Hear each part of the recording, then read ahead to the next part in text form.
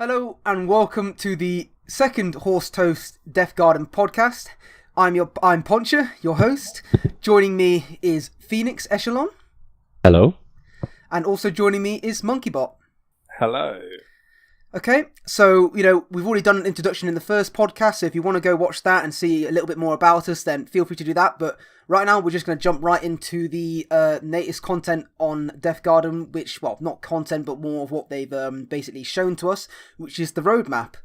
So, I guess, we're going to go through the roadmap, we're going to go through each month and see what we think of each of the, the content that they're bringing and all the other new features and stuff like that. So I guess we'll start with September, and obviously the first thing that we see on the September content is a new garden, new location. And for those of you that don't know as well, on Twitter, Death Garden actually currently teased a look at the new location that's going to be coming to Death Garden, which is a desert. To be fair, I'm quite happy with that. Not snow. Not snow, no, not snow, but it's still, I am looking forward to that. Okay, so new locations. This is good content, or of course. Definitely agree. Yeah, definitely.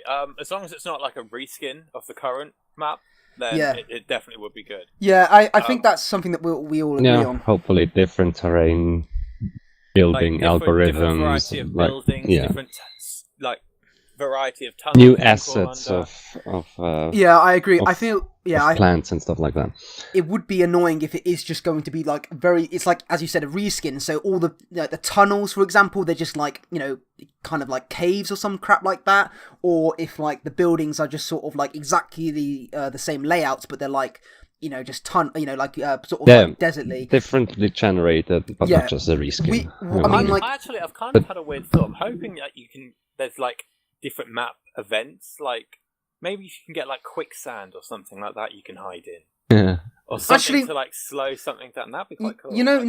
Now you say this, desert. Let's think about desert. So what is in a desert? Let's hopefully not have just reskinned brown shrub bushes that we'd had in the now this is where it's going to be hard because I'm really interested to see what they do, because this will show them how clever the sort of these artists and devs are at sort of thinking up new ways to hide. Because if you said, and it's just a reskin of the grass, and the trees are just replaced by, I don't know what they could replace the trees by, because this is the thing. They can't replace trees with cactus. Something tall to break line of sight.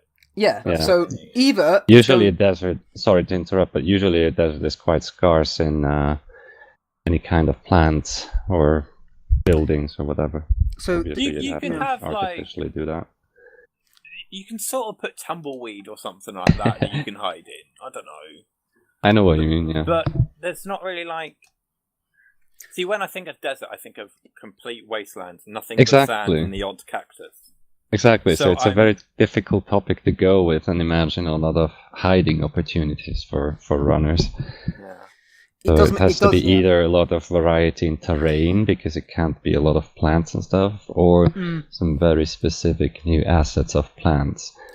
I guess the best outcome from this new location is that we get basically new places to hide. It isn't just a reskin of grass. We basically get new buildings. Probably no tall trees. I hope it's more. Yeah, no tall trees, because they can't do that. I'll be pretty disappointed because there's no trees in deserts other than bloody cactuses. So unless it's a very sort of high volume of cactus everywhere where you can hide behind them, which wouldn't make sense anyway. Spiky cactuses to climb on. Yeah, well, you see, they're obviously going to go with the same sort of hexagon layout in the game. Yeah. So, because that's a generation. Yeah. So obviously. Unless they make it like an ancient Egyptian ruin, thing. That would be sick. If they went, if you that had would it be I don't know, the Mummy films or things like that, where there's just loads of different buildings and ruins and things. I would like something with a lot more buildings and ruins. I'd like that as well. I'd like more elevation. Then again, elevation, of course, is usually always runner favoured, because of course elevation means that the hunter has to use his stamina. So it's interesting the way they'll go about it. But I agree. I think ancient Egyptian would be a sick idea. What do you think about slopes? Rather, elevation obviously is a part of the generation of the map with the whole hexagon shape. But do you think there's going to be more elevation than just the up and downs in tunnels? You see, You see, that's the thing. They can't. I don't think that you can't. Otherwise, it's always flat surfaces, isn't it? You can't. Well, you do have stairs, which kind of. Yeah, but that's like a structure rather than a map terrain building. Either this will look really good or will look really weird.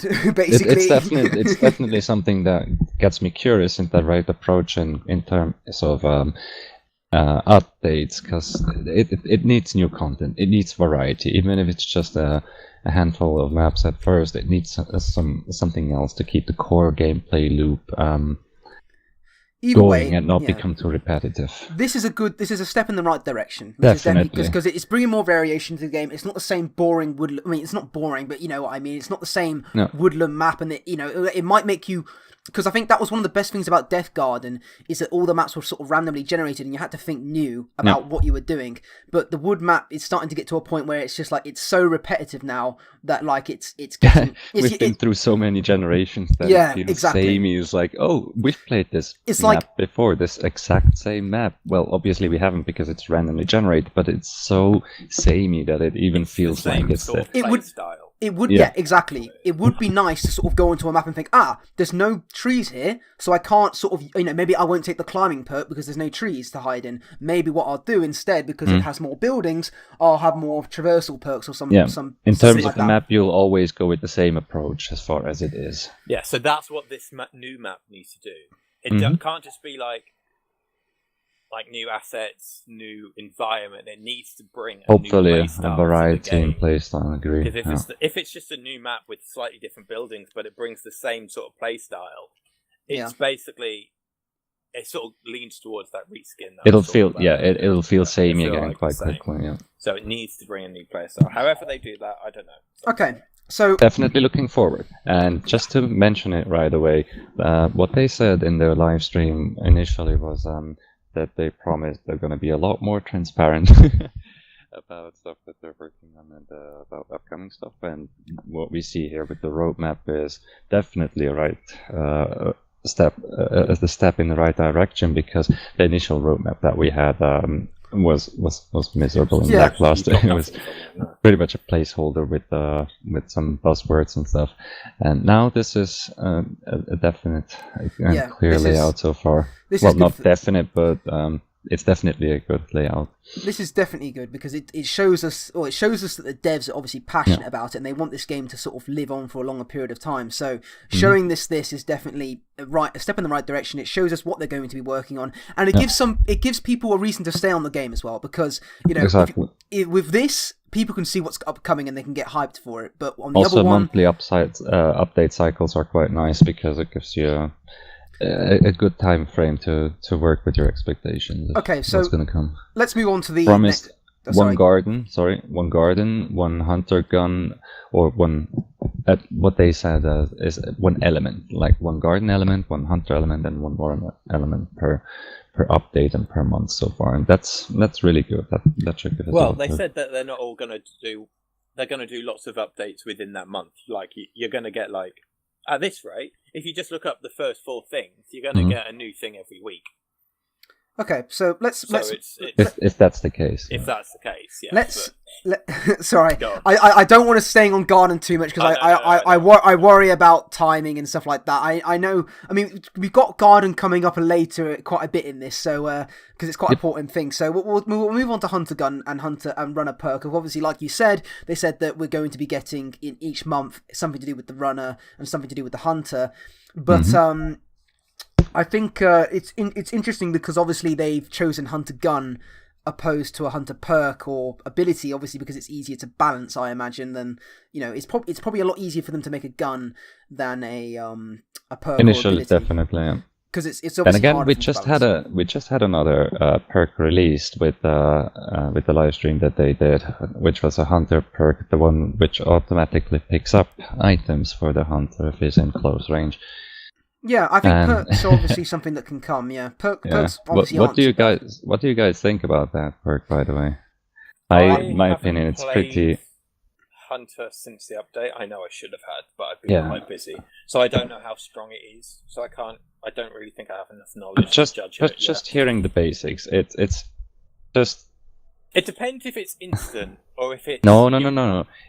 You go up to a crate, and instead of pressing the interact button, it does it for you automatically. It doesn't give you more range. It doesn't pick it up faster. You just don't have to look at it and pick it up manually. See, I feel this is quite a good ability, because actually the amount of times that I've been picking up a crate and someone could be behind me, or, I need to basically, if I'm shooting a runner and I run out of ammo and I want to keep track on that runner, basically which direction he's going without having to look at the crate, it's quite a nice sort of quality of life, basically, so I can just stand next to the crate, keep watch with my eyes of course where that runner's going, pick up the crate and then chase after him. However, if I've got to look at the crate, then I'm obviously not looking at the runner. You don't have to look at it for the entire duration. You just have to look at it to initiate the interaction, and then you can move around and turn around, can't you?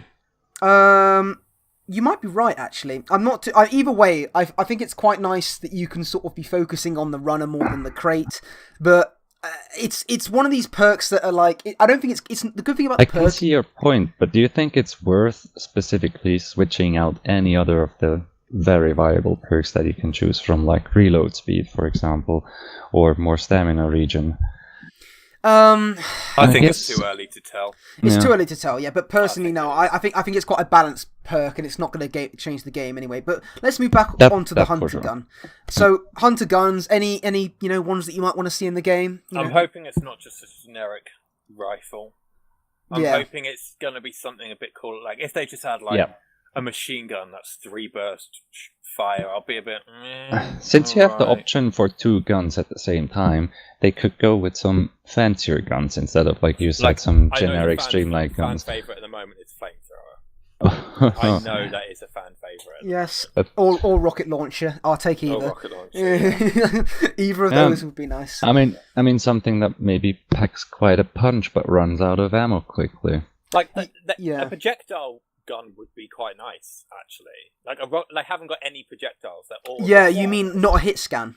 Everything's hit scan. So people who don't know the difference between hit scan and projectile, hit scan would be if your crosshair is over the target when you press that trigger, it will instantly take damage. And projectile has a travel time. So yeah, I like that. I like that. I think if they bring in a projectile type weaponry, it would give a different kind of skill for the hunters to work with. I would actually quite like that. I like that in other games too. Whether it would be like a fancy crossbow or something, I don't know. It would be nice if it was like... Sorry, go on if you want to say something. The typical go-to in that case would be the compound crossbow. Like, it obviously has to make sense. Like, I don't think... the compound bow. Compound bow or some automatic, semi-automatic crossbow thing.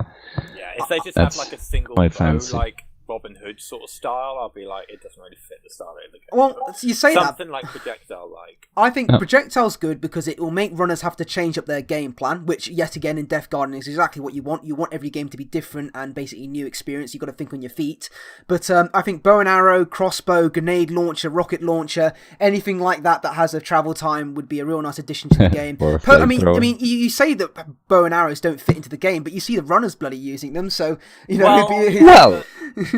Let's just imagine something like a super high-tech compound bow. Exactly. That's something that would remind me of the Crisis protagonist, which also uses a very high-tech compound bow, or other games like Destiny, which just had an update which featured a very nice bow in their arsenal.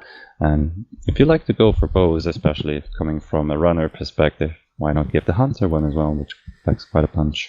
Okay, so let's move on. We've discussed of course, about the hunter gun. Let's move on to the runner perks now, and I think runner perks are a big one because right now we obviously pick our perks depending on what class we're playing. Yeah, there's quite a dominant strategy as well. And especially everybody picking quick revive, it almost basically it makes your team extremely hard to deal with at the blood posts unless you have a really good hunter who knows exactly what he's doing. Otherwise, basically he can't stop all of you from interacting with the blood post. So. It will be interesting to see what they pick in terms of a new runner perk. I feel like the only way that they're going to make other perks something more that's viable against the dominant strategy that we're currently running with, 99% of the time, either but not being too powerful. They either have to nerf the quick revive. Well, they either have to sort of nerf or change basically what we're playing, or or they have to buff Block the other post perks. mechanics a bit, yeah. It's not just a perk. It's either you have it and you can contest the block post, or you don't have it and you can't. Yeah, but what any ideas about runner perks that we could be seeing? Oh, there's such a variety. Like you could go anywhere with these. I think more climbing speed, for example. Well, they've already got a climbing speed perk. That's a climbing. It's not. It is. No, It's not. We have the climbing duration, but we don't have the climbing speed.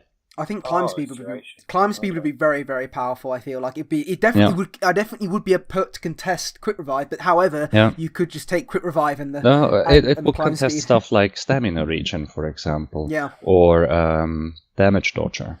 I think it could be quite simple perks. Actually, it could be like I don't know. Increase taking crates, AoE or something. Well, taking crates. I think there's quite a few ones. There could be increase radius. Increase AoE. That's a nice thought as well. Increase AoE, increase MPI gain slightly, whether it's like a 5%. MPI gain. That's kind of definitely a thing that's going to come sooner or later. Thinking of how the hunter has his 15% stamina regen. I would like more perks that sort of like fit your play style in terms of how you play. For example, it'd be nice. I mean, the climbing one is quite a game changer for your play style. Oh yeah, I mean like perks that sort of like may not come into play until like the end game. If you make like if you get to say so, for example, the upgrade. For example, the Lucky Charm one. That's for early game. That's your sort of game changer because that can get you full upgrades very, very quickly. However, in the late game, it's basically useless. You're not really using it. That is true. I would like to see more perks sort of like that, simply because it does sort of like say, right, okay, maybe you could have a perk that's like it gives a slight delay until you're revealed when you're on an objective. Yeah, something like that, for example. Like a hack shield, which gives you like a 5-second delay after. Full-on hack shield? No. I mean, I'm just calling it a hack shield. Basically, a hack protection delay, whatever you want to call it, to give you like 5 seconds after you interact with something. So, like, if you take a key, it takes 2-3 seconds. Not necessarily an objective, because that's quite an advantage, especially in terms of keys. But maybe like hacked crates, hacked posts, and whatnot. Okay, so let's move on now to because we're doing good on time actually here, but let's move on to career progression tier 3 cosmetics now. From what wait, oh yeah, definitely. see what I get from I was this. already getting ahead. I'm excited.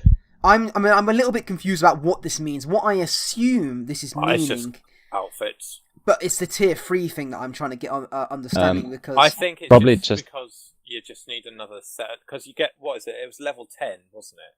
I don't understand what tier 1 I suppose is level 0, tier 2 is level 10, tier 3 would be level 20. That's tier what 4 would be that's 30, what I think, tier 5 would be 40. Oh, okay. Well, I think that's literally what it is. We don't have to spend. That's what I understood as well. Like it's just going to be a new outfit. It's not going to change anything. You're just going to look slightly much appreciated, actually, coming from my point of view, where I like to use outfit as camouflage. Skin, you need a new. That might be interesting actually, because you might not be able to, because you can't choose your skin in game. Yeah. So you kind of have to. You can't choose a skin based on the map you're in. That is true. Unless we get the option to choose maps sometime in the future in private games. Oh, in private games, yeah, maybe, yeah. But I mean, like public games. I don't. Okay. Yeah.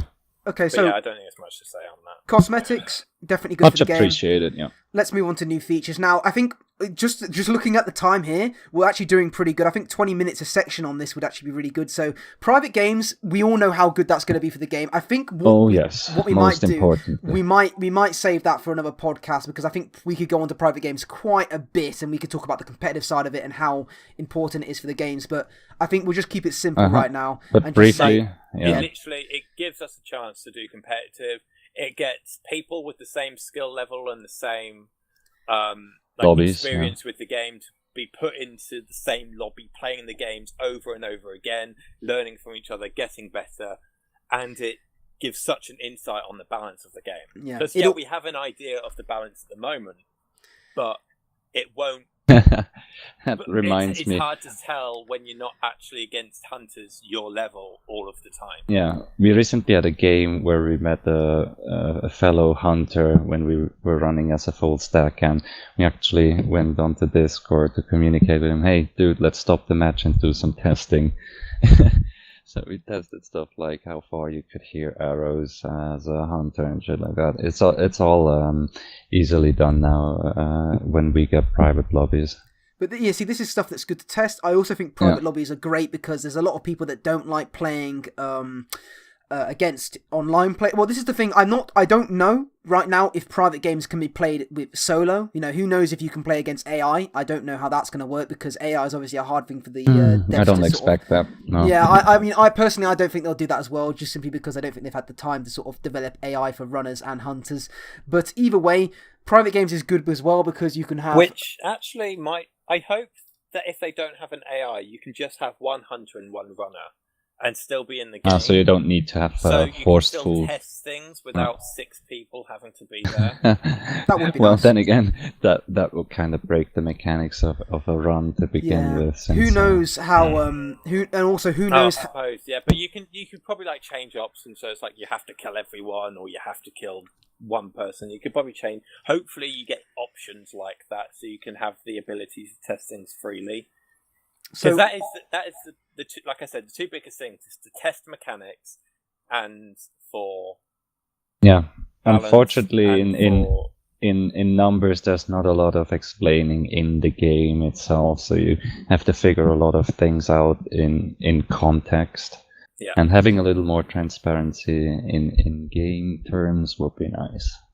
So that'd be nice. One final thought on private games is I imagine that they're going to obviously do this when it comes out to make sure that no one sort of abuses private games, but I imagine that progression will not be something that you can sort of obtain in private games. If that is the case, then you will find people just abusing it and sort of leveling them up themselves up, which I hope personally they don't do that, just simply because it's kind of frustrating for well, they should have some experience coming from Dead by Daylight, but I don't know how it is there.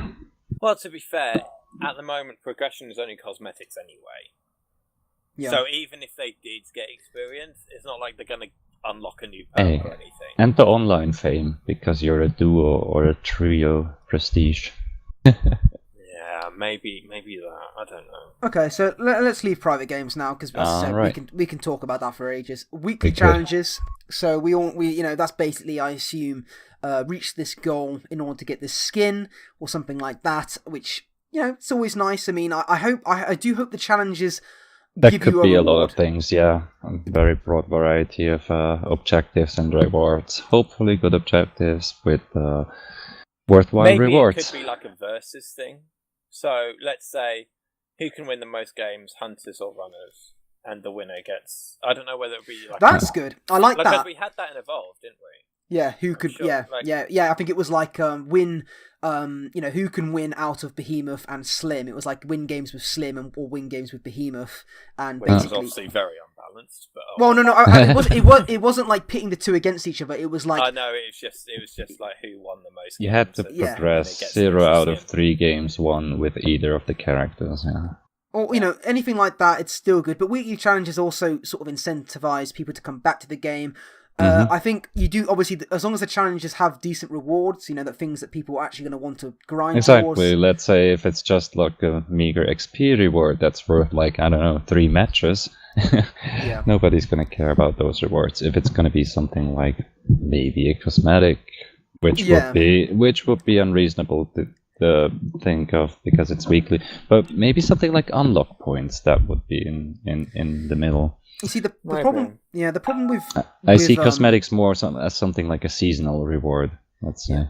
You see, the problem with weekly challenges is that right now in Death Garden, there's not enough sort of like in Overwatch. You of course can do these things every sort of few days, basically, that gives you loot crates. And if you play these games and win them, you get loot crates. And basically, loot crates can of course give you a large amount of skins. On Death Garden, if they had crates, then of course there's nothing that you can sort of unlock with those crates. To be fair, I think crates in itself now, no one's going to risk crates anymore. The only thing I get from crates all the time is crippling depression. All I'm saying is that, I feel like, no crates, please. Not crates, okay. Crates are going illegal in many countries, so I don't think anyone's going to implement crates anymore unless they're stupid. So. Cool, but weekly challenges, still good for the game. So let's move on to quality of life. contextual onboarding notifications and UI feedback improvements. So, I mean, I haven't really noticed any problems with, like, no, I mean, I will say, when you're trying to get a lobby together, that may be the only problem that with notifications, because sometimes that you invite people, they don't actually get the notification. I mean, that might be just because of Steam being, Steam and bloody updating themselves to this retarded sort of layout, but notifications... Very likely. Yeah. Then there's UI feedback, and I haven't really experienced any problems with Hunter or Runner UI. No, but it could be improved, like... Quality Compass. of life, as it says. Yes, Compass. A compass, for example. Being able to communicate with your allies, at least to some degree, whether you want to go north or south, or if the objective is east or west, something like that. To be fair, I don't think UI can ever be perfect. UI is never perfect in the game. There's always something you can improve. Being able to see certain ability impacts, for example, if you're a medic and you have the MPI share going on, you have no clue who is affected or not on... Yeah, things like that. On a brief things glance, especially not. There's also a thing that you don't actually know if you can shield someone again. Yep. Like, if you shield someone, there's a sort of time gap where you can't actually shield them again, and there's no same with the revives. Very good points. Actually, I think this is actually a really, really good point, because now you actually guys have mentioned it. Compass, I would absolutely love that. Def Garden, if any of you are listening, please put a compass in the game, because that is something that we really, really would like. But also what you guys are talking about, for new players, it's the tiny box in the right-hand corner is the only thing that indicates when somebody, or when the hunter can't, basically be damaged by not damaged, but stunned or debuffed by an ability, which, most people don't even understand because it's symbols, and it's really hard to understand those symbols. And also, like you said about shields and healing, sometimes when you put a shield onto somebody, they basically can't, it's like, oh, you can't put shields for that certain person. Or it's the same when somebody's in the down state and there's sort of like, there's like a sort of 5 seconds sort of area where you can't actually revive them. Basically, you can't revive until they can start crawling around. It would be nice if they add... Yeah, it would be nice if they add basically indications of this. So basically saying like now, basically I don't know how they could do it. I think one good way they could do it is by little sort of cues, like when you did like Evolve had damage numbers. An indicator that just goes up when somebody dies. The face is up. When it can't be revived. Yeah, exactly. Change the arrow to another color or something. Because this could be life and death. I mean, you may waste a shield or a heal arrow, which is of course. Or you only have an MPI for one. Yeah, exactly. You'd be like, crap, he's actually not at the state where I can revive him. So yeah, UI feedback, or improvements definitely appreciated. Matchmaking... Something I always notice is that I have a hard time keeping track of my stamina and my MPI at the same time, because they're both in different corners. And coming from Evolve especially, where we had our health and our jetpack, or stamina in regards, kind of like at the center of the screen, as those bars at the sides of a crosshair, made it really helpful to instantly know what kind of stamina and health you were at. Yeah. Put them on the same side, yeah. I think more, I mean, it sounds stupid, but more colours may help out maybe a little bit. More colour indications about what you're using, maybe, green for stamina, red for health. I think they already have the red for health, but let's move on, because, time is at the essence, of course. Matchmaking improvements, skill-based in commas there. I mean, what else needs to be said about that? I mean, basically, matchmaking is definitely a must-need in this game, simply because of just players getting matched up against really good hunters, or runners getting matched up against shit hunters. It's always unfair, and that's what puts people in the game. And it's literally killing the game. It is driving people away, being matched up against the 5 stack of experienced players and being an Achatar hunter themselves, being pushed over again and again by that skill gap. And on the other hand, being a runner, being teamed up with all kinds of new people and facing a super high rank hunter, not gonna have a good time. I think also it's very important, because I think the content and all these new features and stuff that's coming, these are great. These are terrific, and they're going to bring people. They will bring people back. People who will see the desert map. They'll see like a little trailer that I imagine Def Garden will make for it, and they'll go, "Oh, maybe I'll give it a try." However, the game is—they're never going to stay on the game if they don't have a good experience basically playing it, and the only way they'll get the good experience is with the matchmaking improvements. So as much as I hate to say it, matchmaking improvements should be the top of the list before anything else, and then bring the content, because then people have the fun basically with that stuff. I know what you mean. It's just currently it's also very difficult when you come to think of the small player base that we're having, and it's matchmaking when it's skill based with such a small player base, it's already gonna divide them, or at the same time gonna throw us all together again, because matchmaking has to put us together, otherwise it wouldn't find anybody. So we need more players for skill-based matchmaking to make sense. It is still in early access, so they need to make a proper trailer, to be honest, because they haven't. They need to They have done a trailer, but it wasn't. I think it wasn't really advertised. Yeah. I think that was the thing. It's posted on their channel. I think I've not seen anything other than Twitter and YouTube. I mean, they had a couple of YouTubers play it, but that doesn't show what the game can truly be, and that's what's the frustrating thing. They're selling this as I said it before, a Dead by Daylight, and they should never do that. This game is a competitive, hardcore gamers game, and it should be for those basically who want to sort of have get into a new competitive asymmetric game. But anyway, let's move on to live services. I mean, BattleEye. I think for those of you that don't know what BattleEye is, it's basically an anti-cheat system. It just detects hackers and cheaters. So far, I haven't experienced one. That may be because of the player base just being so tiny, I guess. But I haven't noticed. Everyone would know about it. So I think you're right. I haven't noticed one either. I've had matches where other people accused Hunter, for example, of using something like an aimbot or whatever. He was a really well-versed sniper, but it was hard to tell. It was like, I wouldn't call him a cheater. He might just be very good. But other than that, no, I haven't. At the moment in the game, anyway, it's not worth cheating in the moment in the game. Fair, I mean, I know that sounds bad, but there's no ranked. So what the hell are you working towards? I mean, other than just it's not at the point where it actually really attracts a lot of cheaters, and the player base is too small to have a lot of cheaters, so to speak, in them. To be fair, I'm glad they're actually putting this in before the ranked. Exactly, yeah. Good move. Because cheaters will ruin an experience and the reputation of a game quite quickly. So it's good that they put it in so early on. Next, of course, we've got in-game news and inbox systems. Now, we don't have to go much into this. Of course, it's great, but don't let it distract you. Because I've had a hard time finding some news, even while looking up forums in Google.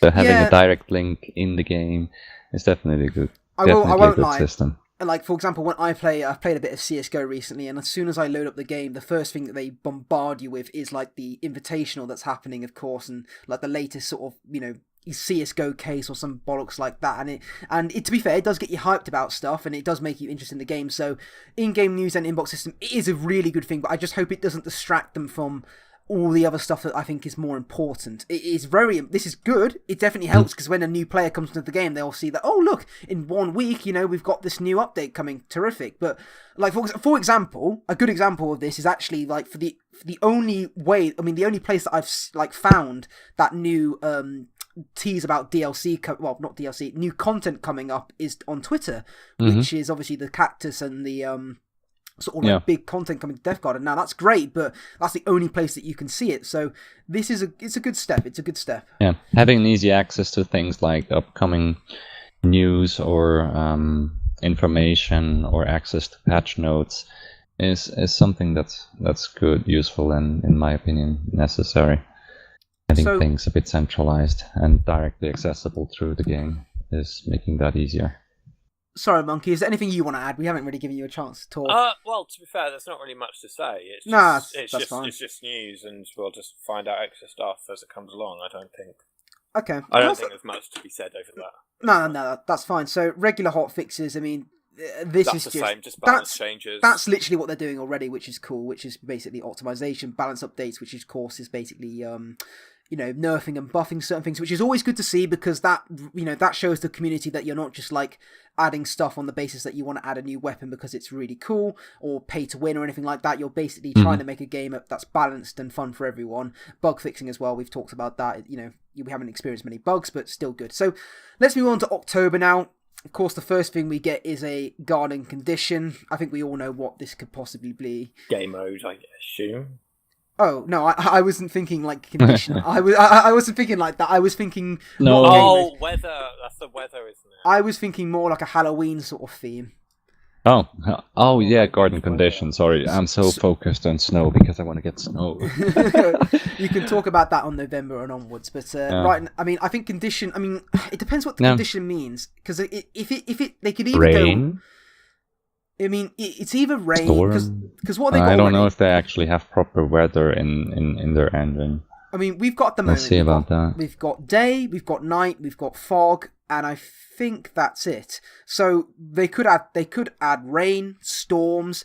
You know, like not an actual storm, but you know what I mean. Like, you know, it could be quite trees could be shaking and all that sort of thing. I think condition though, since it's in October, I have a feeling that it may be just like, you know, sort of like a Halloween sort of theme with like a big moon, pumpkins everywhere. So, you know, I mean, personally, I think that would be pretty damn cool, because I think that's the sort of thing that I think would sort of it kind of reminds me of The Longest Dark or whatever it was called, that Halloween event in Evolve. Oh yeah, well, where exactly. You had that Cobwebs. custom. I believe it's still going on, isn't it? Actually, no, the servers have gone down. No, yeah, so the servers are gone, mate. Rip. It's a 2-year anniversary for Halloween, so. But yeah, so condition. I mean, like it's either going to be, you know, weather, like we just discussed. You know, I don't know. Condition could. It's a hard thing. It is. It's going to be interesting because I mean, don't know. If you think about desert coming up, it could be something like a sandstorm. It doesn't have to be a permanent condition. It could be maybe like just a temporary condition that comes and goes. So in that term, a sandstorm would make sense in a desert biome, for example, as a condition. Yeah. Okay. I think we've discussed that. I mean, I as I say, we've discussed about how it could be weather, or it could be something much more plainer, like sort of pumpkins or something like that for October. So of course we discussed hunter guns and runner perks. So if either of you want to add anything back to that, just, you know, feel free to speak now. You know. No. Okay. Okay, cool. So we'll move on to career progress tier 4 cosmetics. Yet again, I think, you know, probably don't for the hardcore grinders. Yeah, for those people that want cosmetics, which there are those people who like skins and actually want to look at the, you know, the bling. Yeah, God, did I really just say that? But basically, you know, good for those people. So move on to new features. Now this is always one that I think this is something that I really do like, is leaderboard for top hunters and runners, because I mean, like, a lot of people will say, like, oh yeah, but there's not many people on the game, so it doesn't really matter who's there. But either way, it would be nice for those people that when they do come onto the game, they can actually see when they play it. Like, you know, you could look at I mean, I don't know where they're going to put this, of course. You know, maybe it will be in the main game lobby. Or what they're charged by. Yeah, well, actually, very good. Is this going to be a win-to-loss ratio? No. Or is it going to be placed, you know, on performance based, or the skill based like thing, an early ranked system. No, but yeah, so but I don't know if it would be the amount of healing you've done, who's done the most healing. This isn't ranked though. This will just literally be something on that will be on, like, you know in the main lobby. Leaderboards can either be very simplified, like you just said, with a win-loss ratio, which is then heavily dependent on whether you're gonna play public matches or always pre-mates. Yeah. I mean, it will be literally, if you in the main game lobby, there's these sort of TVs, and I imagine that one of them they'll make it so that basically you just have you have hunter, runner, oh yeah, flashy, and it will basically just have a list of names underneath. I don't think it will be anything more complicated than that, because this, you know, it will literally just, I think as you said, it's going to be, it'll be based on probably a win-to-loss ratio, which, you know, I don't think they can really make it on performance, because that's kind of a hard thing to sort of determine. Yeah. But I mean, it's nice. It's nice. Gonna have to see and give another input when we know more. Yeah, I will be interested to know though, is this is only going to sort of like take place when it comes out in the update, or is it going to be something that's already calculated once it comes in? Yeah, if it's retroactively counted. Has it currently already tracked everybody's wins and losses right now? I doubt it, because if it was already coded in, the leaderboards would already be there. Maybe. Yeah, maybe. But you never know. You never know. Since it's just a database thing, it's literally just a couple of numbers that can be tracked on an account basis. I would like it so it's basic. I mean, I hope the problem with leaderboards is that, especially win-loss ones, is that they're usually based on who's been playing the game for the longest. So if it's not even based on that, it's who can pub stomp the best. Yeah, exactly. Well, that's important. Like you had people, I'm going back to Evolve, but you had the number one people in Evolve who went up against a pro team and they got destroyed. Yeah, and then they quit the match. It's very misleading. They'll have to make it so basically, if it is win-loss ratio, if you leave any game, you get a loss, I imagine. Well, we had to leave so many games because of bugs in the matchmaking or connectivity issues. Okay, yeah, I won't lie. Actually, now, I'm going a bit off topic here, but I will say the only bugs that we have, the main bugs that I have experienced actually is from the matchmaking. I will say that, basically when two of us will get into a lobby and the other two will still be in like the main lobby, basically. And the fifth person is in another lobby. Yeah, and the fifth person is in another lobby. So, yeah, that's the only bug, but I agree. I think they need to make sure that the game's really ironed out. Maybe don't even bother with the leaderboard and top hunters and runners and wait until ranks out and then do that later. Because then maybe that will make it a bit more, I don't know. Or reset it as soon as it's ironed out. Yeah, I mean, who knows what they could do there, but a lot of ways they could go about it. So next, seasonal leaderboards. So people who have like their 400 wins and 1 loss as a hunter don't carry that over too much too. I will say that it would be nice if they have 2 leaderboards. One that says top hunters and runners of all time, and then it says this month. Like, for example, this month, the top hunters and runners are these ones, and then it says, but all time on the left, for example, it would say, these are the top hunters and runners of all time, sort of thing. Or something like that, maybe. Then nobody cares about the seasonal thing. I wouldn't say that's true. I mean, they still would care. But it's just leaderboards. Like, who cares about leaderboards? No, dude, you won't believe how many people care extremely about leaderboards. I've had other games where people got outraged in the forums when there were no leaderboards anymore temporarily. It's like, me and my whole clan, we exist solely for the purpose of doing leaderboard runs and stuff like that. I said the only way that people should get really annoyed if it bugs out. Yeah. So you win a game and then lose 5 ranks. So it can be a hot topic. Like, and I hope they do it right. They will have to make sure that you can't. They will have to make sure that you can't abuse this, because otherwise somebody can easily just sort of like grind a bug or something that allows them to sort of just have wins, or the other way around, or something like that. Maybe there's a bug that basically makes people lose 10 games, like you said. That would be really, really annoying for certain people. I think I remember there was a bug on Evolve with its leaderboards at one point where, for some reason, I remember being top Lazarus player for one point, and then suddenly I lost all my wins and all my losses, and I was just like, "What the fuck?" Sort of thing like that. And I remember a game when I was Gold Destroyer, like highest rank hunter you could get, and then suddenly I was in silver. I won a game, and then I went down to silver. I was like, what? And okay. So as long as they get leaderboards perfectly, we've got no problem. So let's move on to holiday challenges, because we are talking about that. Well, I assume holiday challenges are just exactly the same as weekly challenges, but they're sort of seasonal. Like I mentioned before, seasonal challenges with better rewards.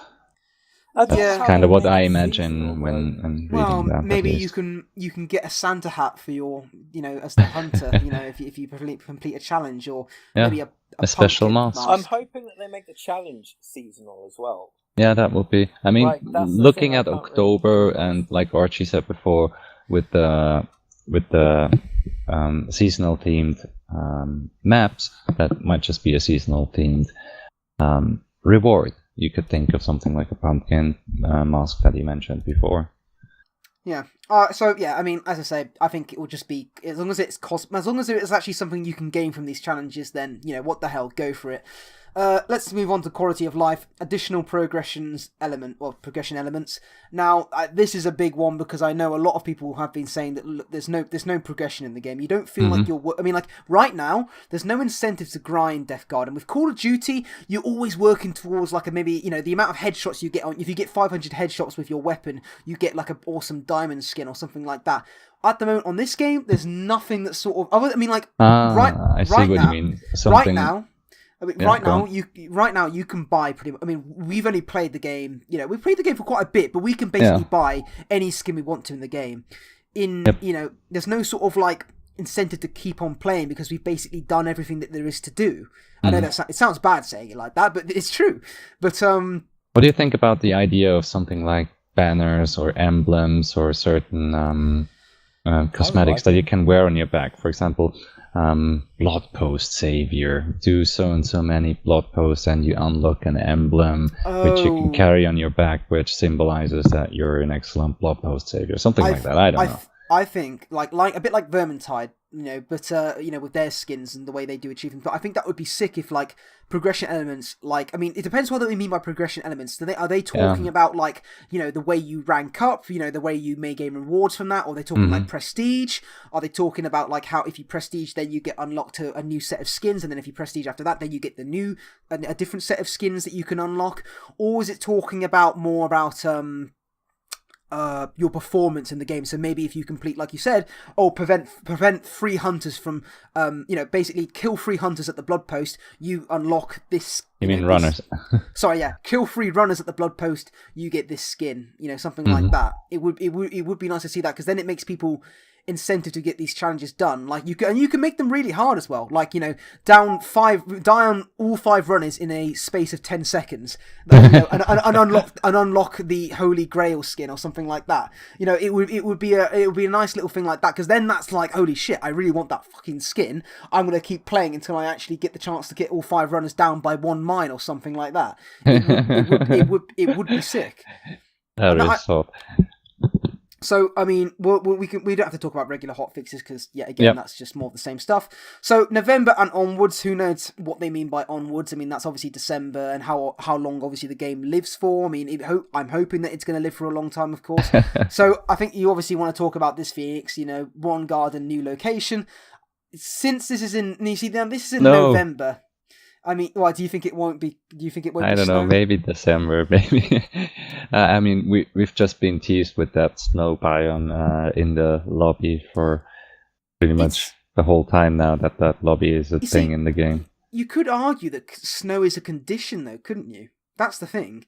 It's like because you could say like then again, if snow is just a condition, then that would mean just a reskin of all the current assets to look snowy.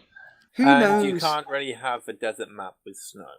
Yeah. Oh, yeah. I don't think you'd have the desert and the snow condition together. But what I'm thinking, if it isn't snow, let's say it isn't snow, what other location could they do? Now, there's two. I mean, like, there's 2 that pop into my mind. The first one is it's not even sort of like, it's much more sort of city-like. Maybe it's like, you're sort of in an industrial sort of area.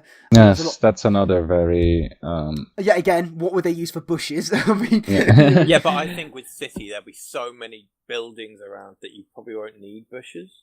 Yeah, it would be definitely easy to break line of sight. I don't think you need bushes in every map, as long as there's a good way to hide and break line of sight.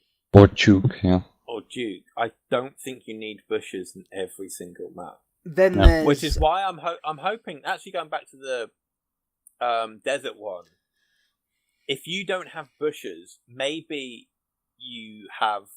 there's a sandstorm, and the sandstorm is so thick you can only see a certain distance.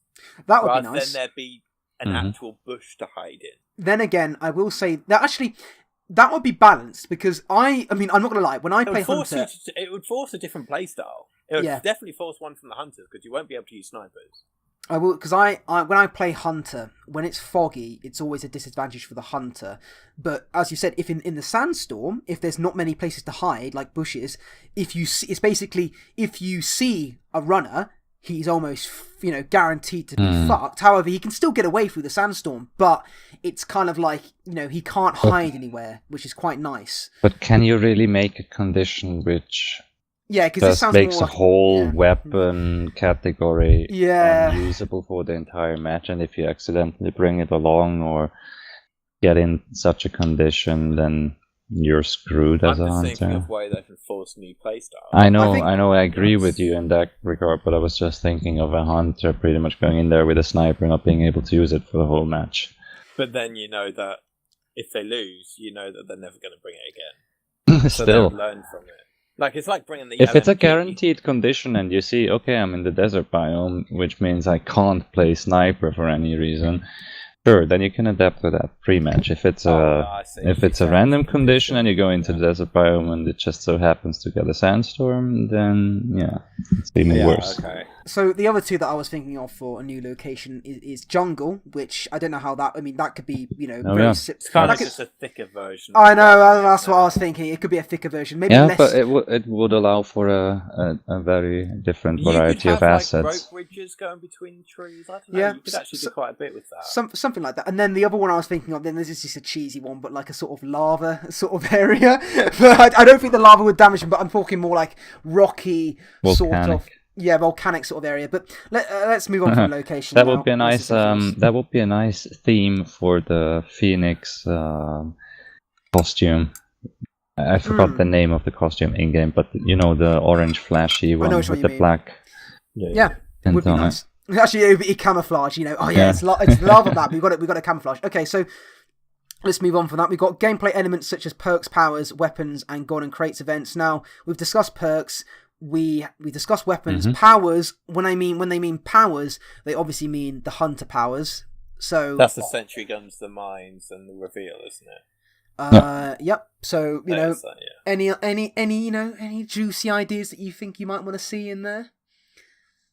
You could do like a toxic grenade or like a not a smoke grenade, but like a grenade that you like sort of hide from Evolve, where you throw it and it releases gas and it forces people out of a certain area. I don't know. You could be nice. Do anything. I mean, like, I think obviously the powers are the hardest thing for the devs to, I imagine, balance, because they are the thing that sort of turn the game for the hunter. Or flashbang. That would be good. So, because then you've got a way to blind them. Do you know what? Flashbang does sound nice, because I think when Cloak came out, everyone thought that was really powerful, but it turns out Cloak actually isn't that powerful. So when you think of flashbang, it's still right.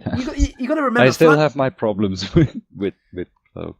Yeah, all of this is subject to, this is just ideas. So flashbang, I like. Toxic grenades, I like. Grenades, we actually haven't got grenades. Thinking about it, you could have a variety of different grenades. Maybe even so, like the rocket launcher, like I was saying. Maybe that's a power on its own. Maybe you can have. Like, basically, instead, because maybe a rocket launcher as itself is too powerful to have as a gun. So maybe it's like, it's a bit. I don't know if any of you played Call of Duty Black Ops 2, but I think they have that sort of system where you can you get like a circle and eventually you get like a really nice weapon or something like that. But what I'm saying is, like, for the power could be like a really, different weapon, like a flamethrower or a rocket launcher that you can only use for a certain amount of time before, you basically got to let it recharge. Sorry, go on. You could have something like a super soldier as well. Yeah. Yes. Super soldier, like, for those of you that damage for a certain amount of time or something like that. I think that would be like a half of a gold, not half of but like a minified golden crate thing boost. Yeah, but you still don't have unlimited ammo. So of course, but it could go with anything really for powers. My ideas were something which so far we had abilities that were affecting either the hunter or let him use something. What if we have an ability that lets the hunter affect the runners? Like, for example, maybe block some of their abilities. Oh, you mean like a EMP? Thank you. Like an EMP. Because that wouldn't be sort of like, it wouldn't. You see, it wouldn't stop them from escaping. Yeah. So pretty much like reveal that burst that he does, where he scans people around him, but just as an EMP, for example. That would be a nice runner abilities. A certain duration of, like, I don't know. I like that. I actually like that. Between 5 to 10 seconds or whatever. Because that would, like reveal, it's sort of a very high skill ability. Like sentry guns are very straightforward. You put them down, they have a job, they do it. They do what they're meant to do. An EMP, you could have to obviously time it right. You could use it at the blood post, and of course, runners can obviously stay out of the radius. Like I think when we played against a reveal hunter, we always used to stay out of the radius, wait for him to use it, and then quickly go to the blood post, because usually hunters use it before they interact. Or with the blood in that post. case, they wait for the runners and time it perfectly to maybe get that blood post execution or prevent the runners from virusing the hunter so he can get the blog post execution. That would actually be stuff really like that. Good. So nice that's something I would like to see as a new hunter ability, something along those lines, or maybe anything that restricts runner movement when the hunter uses it. So I don't know, maybe a slow grenade or a tether field or anything along those lines. Harpoon gun. I was thinking of a harpoon gun when we were talking about the new hunter gun, but then I was thinking, like, how does that work? Yeah, you're supposed to kill the runners more with your gun than incapacitate them, but. So let's move on to Golden Crates event, because I think this is one that we were all a bit unsure about. I mean, obviously this is either going to be something that's going to basically be randomized, so basically you have a chance of getting the Golden Crate, or you're going to get one of these other sort of Golden Crate events, which is going to be something different that affects the game in a different way. In my opinion, there's two different categories that could go for, like, when the Golden Crate spawns, it says Garden Event active. That means there could be different Garden events. For example, one being a Golden Crate and one being something else. Then again, when it's a Golden Crate, it could be a variety of Golden Crates. One gives you the one that we already know, or it could be another one giving the hunter or the runner different boosts. I think they're either going to just have random crates, do random things on every map, or they're going to have a map-specific crate. Mm-hmm. So there's, depending on what biome you're in, would be depending on what power you get on either side. I don't like that personally, because I hope it's sort of randomized, because I think that's what made Death Garden good. I kind of hope it's randomized as well, but I feel like that would be the other option. I know what you mean. I've got an idea of what they could do. I don't like. It's very far-fetched, but I mean, like, if they've got to be powerful on each side, because taking it basically means. So you mean an alternative to a crate then? No, maybe like an alternative Golden Crate power. Yeah. What would you think of? I'm thinking, because normally when the runners get it, they either get a free rescue from the blood post or a free point. Like they're pretty much going to get them. It's almost. What would that be on the hunter side then? So no, I don't. Free I down? don't, no, I mean like that's what it is. No, I mean that's what it is now. You get unlimited ammo. Oh but you mean you mean the consequence of it? Consequence to some degree. I mean, it's not a guaranteed thing. It makes it very. A lot of times when you're about to still upgrade and the match is still early on, you often take a Golden Crate just to deny it to the other side as a runner, for example. It's not like you're gonna go for a point outright just because you have the Golden Crate. It doesn't give you like a guaranteed objective or anything just because you have it. Yeah, I see what you mean. But you know that you can be a lot more aggressive, especially when you're. So you need to have it sort of. It works the same sort of way. It may not give the same power, but it needs to have a similar sort of response and consequence.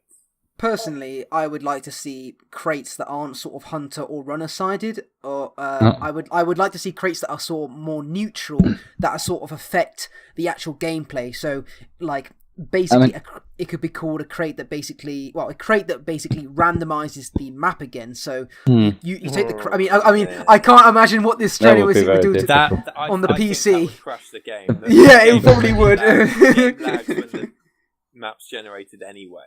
Yeah, sorry, but it takes a long time for it to regenerate into something else. I think everyone would just freeze, crash. But I just had an idea, for example, a spontaneous thought. Sorry to interrupt, but before I forget again, an alternative, for example, for a Golden Crate could be, let's say, a blue crate. Let's call it a titanium crate, which could mean for the duration of the crate, the hunter, if he picks it up, has full upgrades.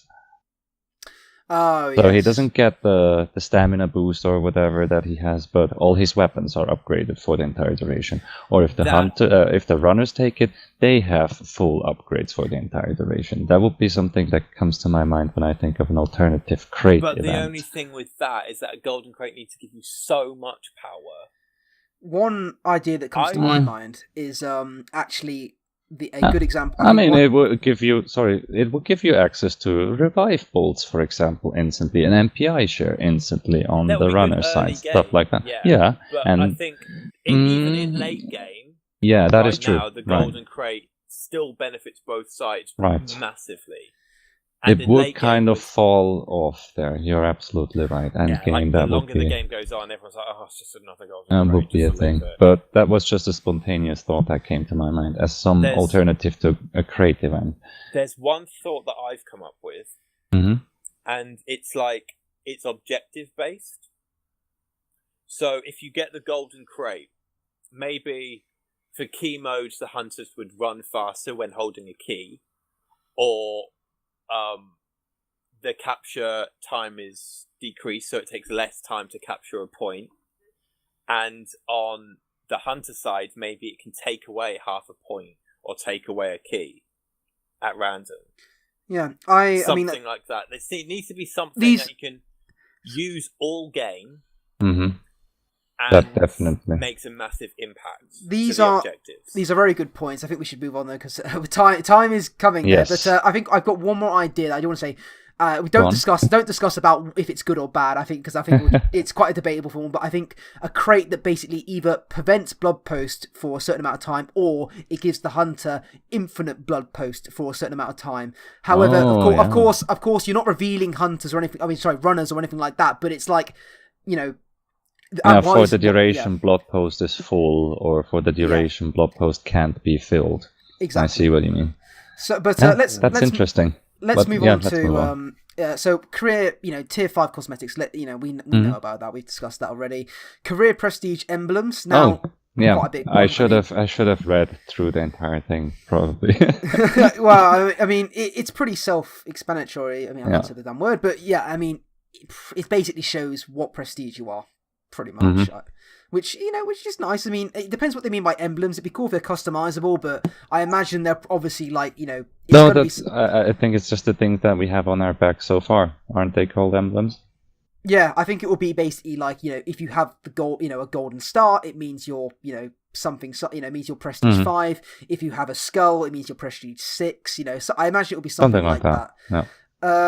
Challenge-based cosmetics progression elements, which is exactly what we were talking about before. This needs to come earlier, in my opinion. It's still great. It's still great, but it's I feel like these are the sort of things that really do make players sort of play the game for a long period of time, and not just for the updates. So now I'm wondering about the weekly challenges. What did you actually get? They better be good. Good point. Who knows? If it's just XP, it's going to be a bit. It's hard. Or whether it's just cosmetic unlock points for free. Just think a bit ahead right now. When you see we're getting tier 3 cosmetics, tier 4, tier 5, and so on and so forth, they're probably all going to be in the store to purchase with those unlock points. So I can see weekly challenges being something like unlock points, for example. In that regard, doing the challenges for unlock points for then being able to purchase cosmetics. Sure, I could see myself doing that. Okay, so I think one licensed cosmetic bundle. This is obviously how they're going to make money back, which I don't. Not money back. Sorry, this is how they're going to basically increase the longevity of the game. Because they need to make money somehow. What does that mean? Is that like DLC masks?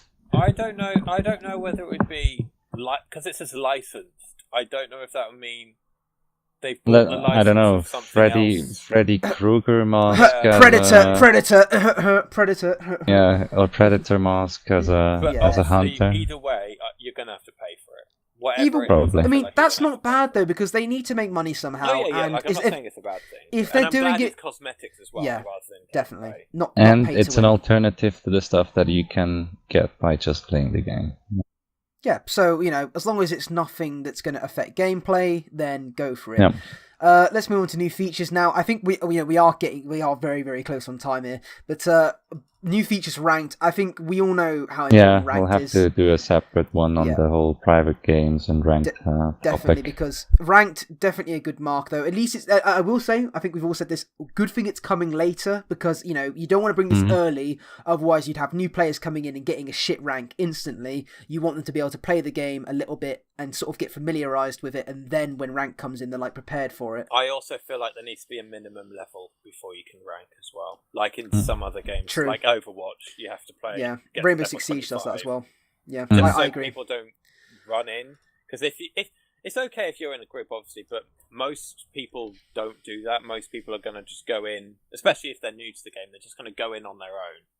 With no friends, and then if there's that one person who's never played a game before, with a group screws of 4 over the people, whole team in ranked. It'll just screw people over. So you need to force people to experience the game before you get competitive over it. Personally, I'd say by the time you've reached maybe halfway through the alphabet, I'd say you've probably played a decent amount. I'd say. You would think so, but you would think so, but there's not exactly always true. There are those people that are really, really, really dumb and can't seem to grasp any sort of game knowledge. I mean, playing with jukers and luminaries and whatnot, even sometimes pros, it feels like they. No, I don't even want to go into it. No. Okay, that's fine. We'll talk about rank another time, because I think we are. So, Steam achievements and Steam training cards. I mean, who gives a shit, really? I mean, I'm sorry, but I don't give a fuck about that. I don't think any of us do, but there's, again, a lot of people who apparently do. Yeah. Good for them, but they're doing that. Now, this next one, quality of life, anti-disruptive behavior measures. That's always been a big thing on my mind, because I have no clue what that actually means. This is one of the things that have also been driving away players, and we are guilty of this almost. That could mean so much. It could be just a simple report function, or then again, as you say, it could be toxic. It could be toxic teammates, or it could be basically when runners sort of take the piss out of hunters, or when hunters take the piss out of runners by teabagging them. I don't know how they're gonna put these. Yeah, sort of exactly. in. I mean, being disruptive can mean so many things. Yeah, what I've experienced so far is just let's say shit talking in chat, or people cussing at you over the mic. But even that's just like. I could maybe name 2 or 3 instances where that happened. And I never got to the point where I would have wanted to report someone, and that's the only thing I could see as an anti-disruptive behavior measure being their report function. Other than that, I mean...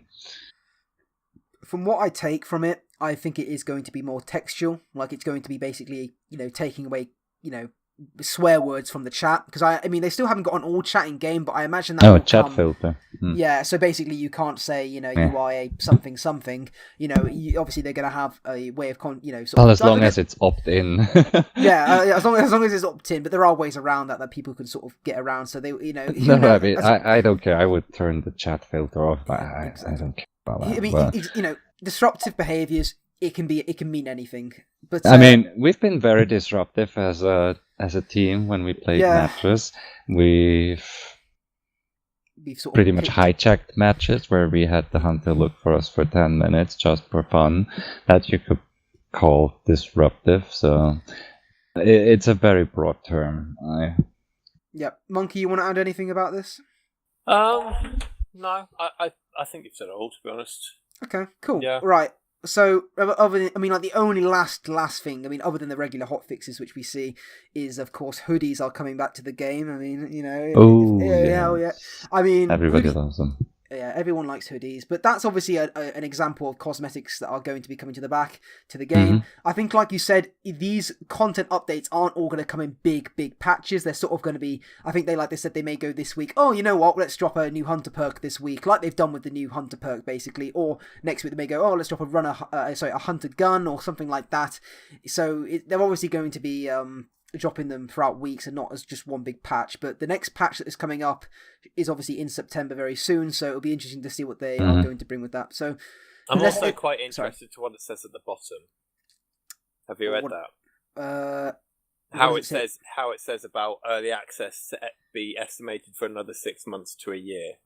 No, between 6 months, and yeah. So it's still going to be in early access for at least 6 months. Yeah, I think that's the other thing. You know, that I pray that.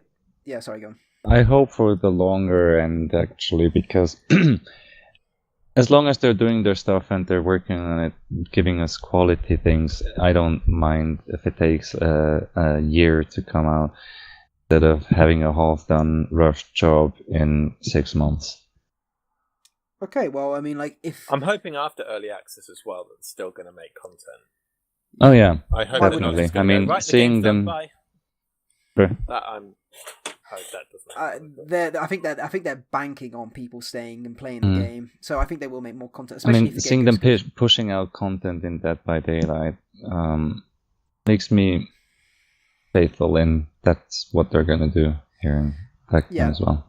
Okay, well, I think we should round this up because we have been talking for quite a long time. There's just something I want to say really quick. Yeah, sure. I'm really glad that the devs actually provided us with a better roadmap than the one that we initially had, and that they promised us more transparency, because that's really a big part about a community being in contact with the developers and knowing what's going on and being able to spread that word and be able to draw new people into the game in one way or another. Yeah, because that's what the game really needs right now. It needs word to mouth and a lot more people getting interested into it. I definitely agree. Devs, this was definitely a right decision on your part. You've definitely, really, if you deliver all this content that you're promising, that's definitely going to be a right move for you. But I think we'll round it up here. Thank you very much for watching the podcast, and I hope to see you next time. Bye.